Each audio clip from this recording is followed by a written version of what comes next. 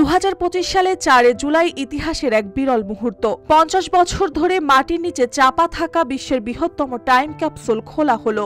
ভল্টের মধ্যে ছিল নতুন শেভি গেভা, কাওয়াসাকি মোটরসাইকেল, হাজার হাজার দৈনন্দিন জিনিসপত্র এবং ভবিষ্যতের মানুষের লেখা বার্তা।